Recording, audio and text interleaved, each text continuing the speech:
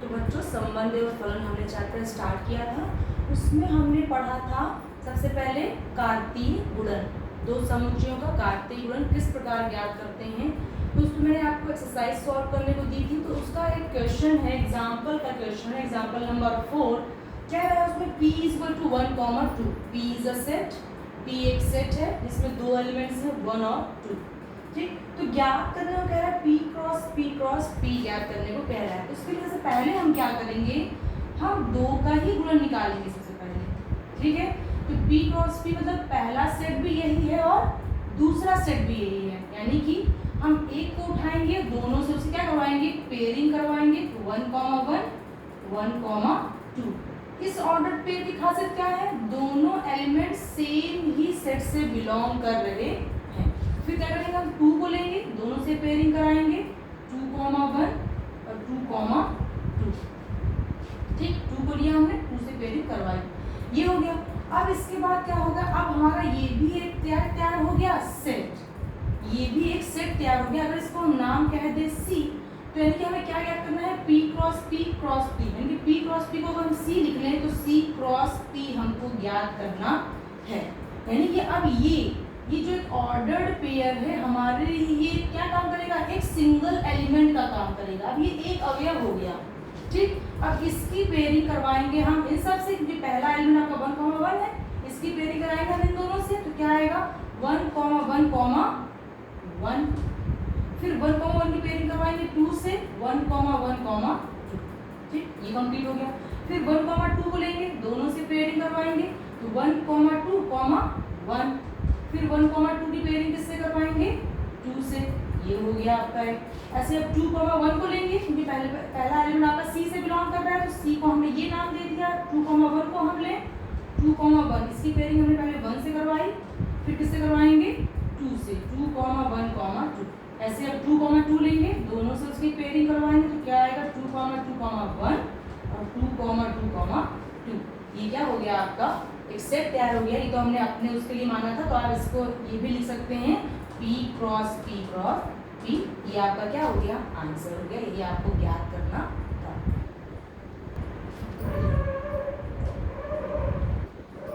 अब हम आपका एग्जाम्पल नंबर 5 है, वो कह रहा है R क्या है, यदि एक सेट है वास्तविक संख्याओं का समुच्चय है तो R क्रॉस R क्या निरूपित करेगा और R क्रॉस R क्या निरूपित करेगा। यदि हम R क्रॉस R को देखें तो इसमें एलिमेंट किस टाइप के होंगे, x, y, सच दैट पहला एलिमेंट भी कहाँ होगा, R का होगा और दूसरा एलिमेंट भी कहाँ होगा, R का। यदि आपने क्लास 10th में कार्तीय तल पढ़ा होगा, कार्तीय तल यानी कि x और y, इस कार्तीय तल पे आप निर्देशांकों को दिखाते थे। जैसे हमने कहा x पर 1 है और y पे कितना है 2, तो यहाँ पर ये पॉइंट किसको दर्शाता था, 1, 2। ठीक है, ये आपकी x अक्ष होती थी, ये आपकी y अक्ष। तो आप क्या दिखा रहे हैं, देख रहे हैं कि यह किसी कार्तीय तल पे किसी बिंदु के निर्देशांक को प्रदर्शित करता है। वैसे आप देख रहे हैं x, y क्या होगा, 1, 2, -1, 3, 2, 5, कुछ भी ऐसे होंगे। तो ये आपका क्या निरूपित कर रहा है, कार्तीय तल पे किसी बिंदु के निर्देशांक को प्रदर्शित कर रहा है। अर्थात R क्रॉस R एक द्विविमीय ज्यामिति है। द्विविमीय मतलब जिसमें दो विमाएं हों। आप फिजिक्स में पढ़ रहे होंगे इस टाइम विमाएं चैप्टर। तो देखें, जैसे हम इस ब्लैक बोर्ड को देखें, इसमें कितनी विमाएं हैं, दो विमाएं, एक आपकी है लंबाई और एक आपकी है चौड़ाई। इसमें कितनी विमाएं हैं, दो विमाएं हैं। ठीक है, अब जैसे मैं इस कॉर्नर की बात करूं, हमारा कमरा है, कमरे में ये कॉर्नर है, इसको अगर हम देखें तो यहाँ देख रहे हैं एक x अक्ष हो गई, एक y अक्ष हो गई और एक क्या हो गई, z अक्ष हो गई। यानी कि z अक्ष इस कमरे की किसको दिखा रहा है, ऊंचाई को दिखा रहा है। अब देखिए, ये हमारे पास एक 2D फिगर है। 2D मतलब इसमें लंबाई है, चौड़ाई है, ऊंचाई को यदि हमें इसे प्रदर्शित करना हो तो हम कुछ इस प्रकार प्रदर्शित करेंगे। ये x अक्ष हुआ, ये y और z को हम कुछ ऐसे, ये क्या दिखा रही है आपकी z अक्ष, क्योंकि तीनों अक्षें कैसे रहती हैं, एक दूसरे से 90 डिग्री पर। जैसे ये हम देखें, ये 90 डिग्री, ये 90 डिग्री और ये दोनों भी कैसे 90 डिग्री, यानी तीनों अक्ष आपस में कौन सा कोण बना रही है, 90 डिग्री। यानी कि R क्रॉस R क्या निरूपित करेगा? आपका त्रिविमीय ज्यामिति को।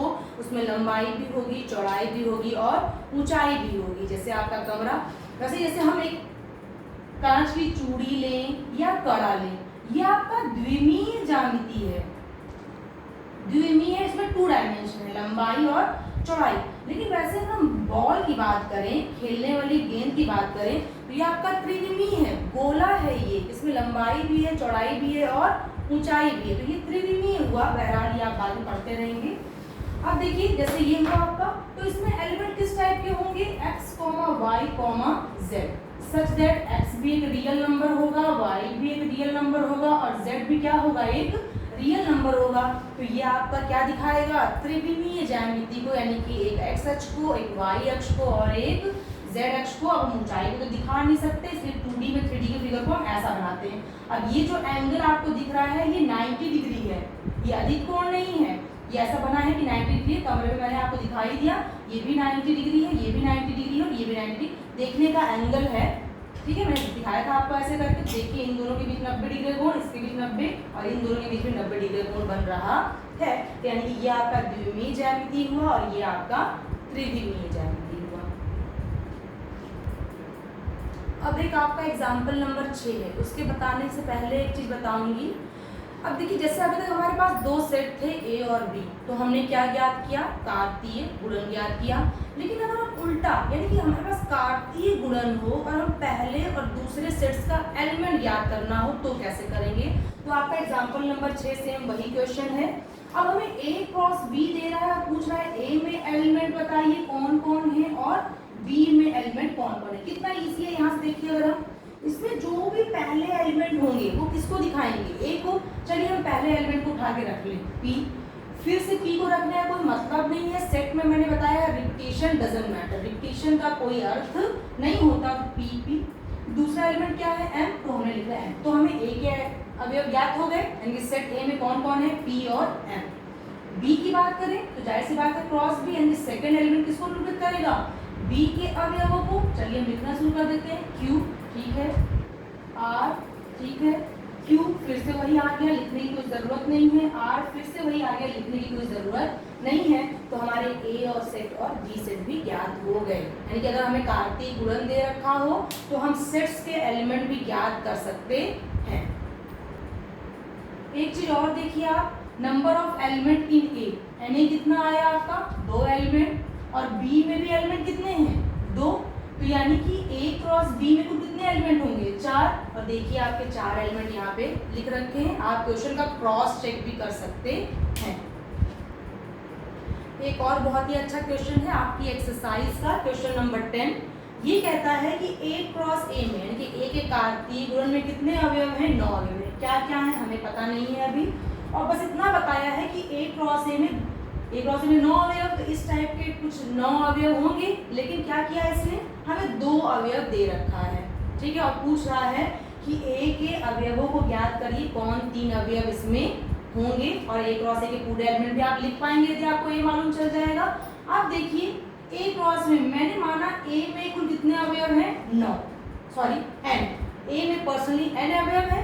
ठीक है, कुल तो दे ही रखा है ए क्रॉस ए में, लेकिन पहले हम ए का मान रहे हैं n अवयव। तो यानी कि ए क्रॉस ए में कितने एलिमेंट होंगे? Number in A into number in A. तो कितना आएगा आपको? n स्क्वायर, क्योंकि दोनों में एलिमेंट कितने हैं? n ही है। ए में भी n है और इस ए में भी जाहिर सी बात है n ही होगा। तो कितना आ गया आपका? n square. तो यही n स्क्वायर किसके बराबर है? 9 अवयवों के। आपके क्वेश्चन में दे रखा है that is n square equal to 9। इसका मतलब n कितना आ गया आपका? 3। यानी कि ये बात तो श्योर होगी कि ए में कितने एलिमेंट होंगे? 3। क्यों? तभी तो 3 त्रिका 9 आएगा। 3 into 3, ए में भी 3 अवयव, बी में दूसरे सेट में भी 3 अवयव। अब क्या है? ए के ये अवयव दे रखा है। ठीक है, ए क्रॉस ए में कुछ इस टाइप के एलिमेंट है। अब इनको आप, इससे आप क्या कर सकते हैं? ए के एलिमेंट ज्ञात कर सकते हैं। कैसे? सोचिए। इसमें खासियत ये है कि पहला एलिमेंट भी ए का ही है, दूसरा एलिमेंट भी ए का ही है, और ए में अवयव कितने हैं? 3। हम शुरू करें लिखना। -1 पहला अवयव होगा, 0 भी ए का ही एलिमेंट है तो वो भी इसमें आएगा। फिर 0 भी इसी का एलिमेंट होगा, लिखने की कोई जरूरत है नहीं। 1b ए का भी आ गया है तो 1b इसी में आएगा।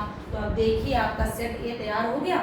3 एलिमेंट होने थे, तीनों एलिमेंट भी हैं और तीनों डिफरेंट भी हैं। मैंने जीरो को फिर नहीं लिखा क्योंकि लिखने का मतलब भी नहीं था, और ए के पास 4 अवयव थोड़े ना थे। कितने अवयव थे? 3 ही अवयव थे, 3 एलिमेंट भी निकल गए। इससे पूरा ए क्रॉस ए भी ज्ञात कर सकते हैं। पूरा का पूरा -1 की पेयरिंग तीनों से करवाएंगे, 3 एलिमेंट, 0 की पेयरिंग तीनों से करवाएंगे, फिर 3 एलिमेंट, 1 की पेयरिंग तीनों से करवाएंगे तो 3 अवयव, 3 3 6 3 9 अवयव आपको प्राप्त हो जाएंगे। इसमें ए क्रॉस ए में। This is the simple question in your exercise 2.1।